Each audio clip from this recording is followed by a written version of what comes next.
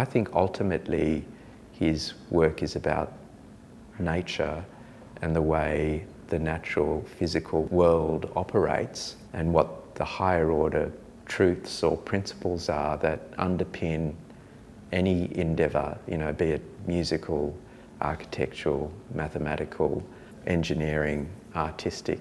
I think he's on a search for the eternal principles that govern the world, and not to create something new, but to discover something that's pre-existing, that predates music, predates architecture, and indeed predates humanity. So you can see the thinking and the principles in the architectural work and the musical work being common to both.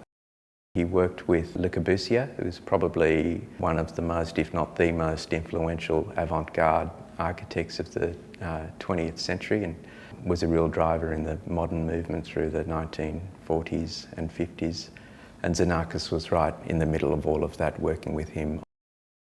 He went through sort of the trauma of the Second World War. I understand his experiences there informed his approach to his art. It's very elemental.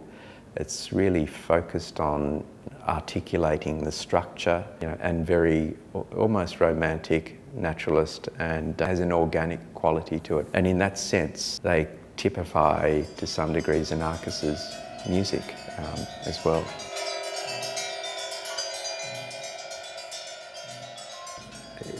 The motion in his music is almost guttural.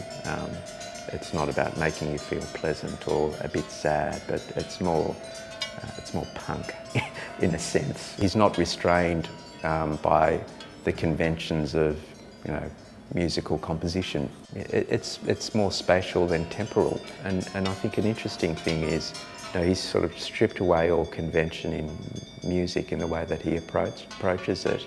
It's demanding work to listen to, and music should be demanding to some extent. And if you're confined and trained over a lifetime to listen to things within a certain musical tradition or convention, anything that is outside of that is difficult to deal with. So I think that that's the issue for the layperson coming to Xenakis's music. But if you come to it with an open mind and you allow yourself to be immersed in the music, and in a sense it's required. You can't listen to his music while you're reading a paper.